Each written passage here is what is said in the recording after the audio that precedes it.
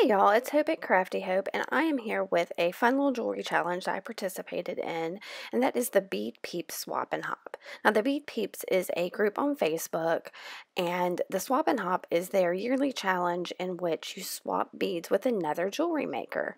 Now, it's not just beads, it needs to be a focal, coordinating beads, or a toggle. You have to send 2 of those 3 components, and one of those has to be artisan made. Now, these are the beads before you that I received from my bead partner, who's Robbins of Wire and Wonder, and I'm going to show you her card here.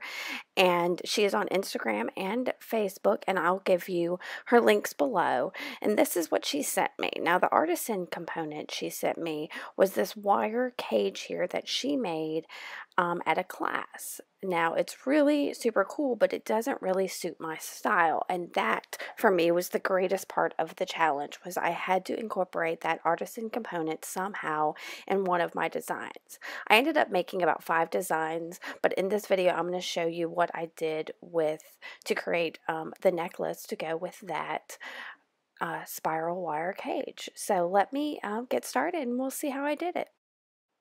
Now, the wire cage to me was very insubstantial. It left a lot of room, and I don't know, I wanted something a little bit heavier and chunkier and more my style. And I really liked these aqua luster check glass beads that she sent me, and I happen to have some in my own stash that I added to this. So I decided those were going to be my main 2 things I was going to pair together, but I needed to figure out how to make that wire cage a little more substantial and more of a statement piece. So what I did was I pulled out my embroidery floss. You see, I've got a beautiful collection there of different flosses, and I found one that I thought would work with those aqua luster beads, and that is a jade colored embroidery floss. And I ended up going to the craft store and getting some more of it because I had a very small amount of it. So as you see in those beads, there's a little bit of a brown tone almost in them, so I added also this brownie gold kind of mustard color to go with it as well. So that's what I'm going to work with for the main portion to alter that cage. Now, I did have some other crystal beads she sent that I thought I was going to also use because they had a brown color to them, but they just didn't end up in the design. And from there, I threaded a pretty chunky size needle. I like the chunky needle because it's got a big eye on it. It makes it easy for threading that needle. And so I took that jade embroidery floss and went up from about somewhere in the bottom of that cage, and I left a good sized tail because I was fairly sure I wanted to make a tassel in the end with this. And then I'm just going to weave. I'm going to over under this. In a minute I'll show you, and I'll switch over after I get a good portion of the jade on there. I'm going to switch over and add some of that brown end stripes. So I'm going to speed this up and let you see.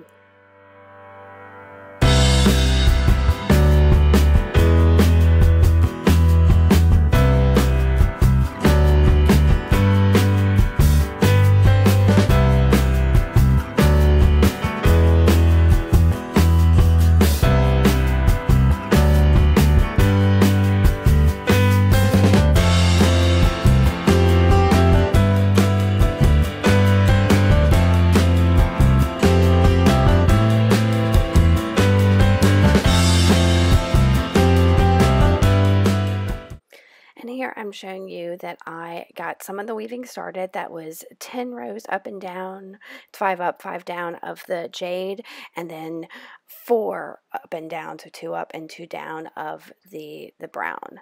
And I just repeat that to go all the way around my cage.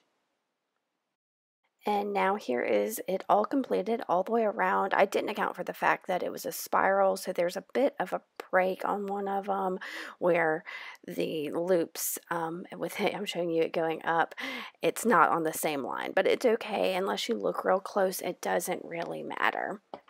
And so that is all done, and I left a nice long tail because when I switched out the lines, I switched out thread. So I left a really good long length there that I am just going to cut down and create a tassel with it. First, I'm going to tie it off with a piece of thread and make my tassel. So I'm showing you here how I tie it off. I'm just using an extra piece of thread that I am just going to cut down in a minute.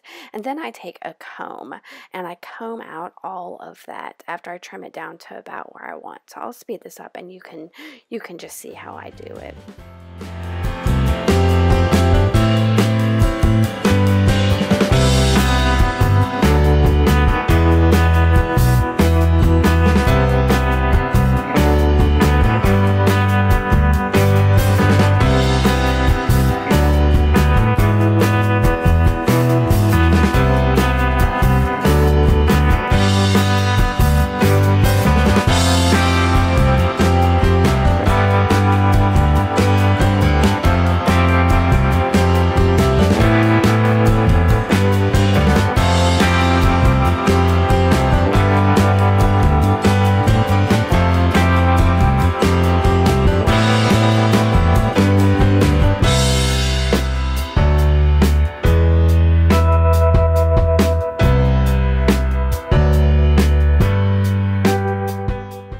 Once my tassel was combed out just the way I wanted it, I took my scissors and trimmed it down to about the length I thought I needed it and combed it just a smidge more, and it was still a little crazy wild, so I wet it later to straighten it out a little. That's just a quick tip for you, that wetting it and combing it again tends to straighten that out, just like your hair a little bit.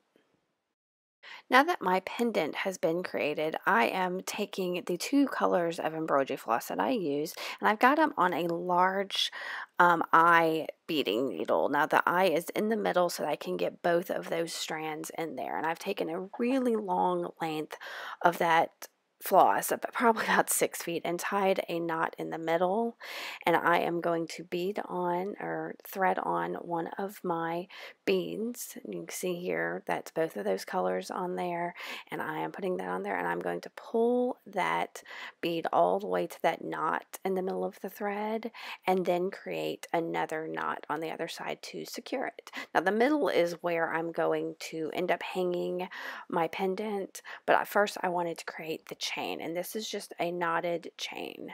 So here you see I'm just knotting that thread again. Should not have made this so long, but it works. And I am trying to keep that knot as close as I can to the bead so there's not a whole lot of wiggle room, and there's my knot. And I'm just going to repeat that.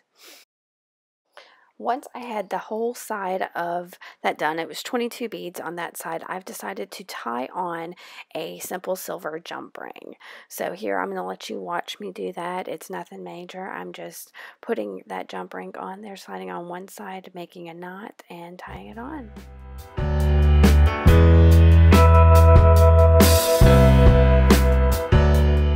From there, I just make another knot with both of the strands just like I did to start the initial one, and I'm going to repeat the process from there to make the knotted 22 strands of beads on the other side to make the other side of the necklace. Now once I've got both sides of the necklace made, so that's the full beaded chain, I decided I wanted to make my pendant have a little bit more heft to it. So what I did was I grabbed a nice stone bead, and I've got it down there and you'll see, and I'm trying to figure out exactly how I want to get that bead in there. So I'm going to pick it up and that spiral and lift it and find a little space there, and the bead is just going to pop right in there, and that gives my pendant a little bit of weight. I'm super excited I was able to get that done so easy.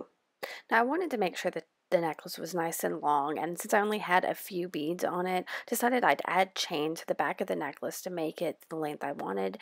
And before adding the chain, I decided to just tie on a couple more jump rings, one on each side on the back of that chain. And I'm doing this pretty much the same way that I did it in the middle. I think I do 2 knots here instead of just the one that I did on the front.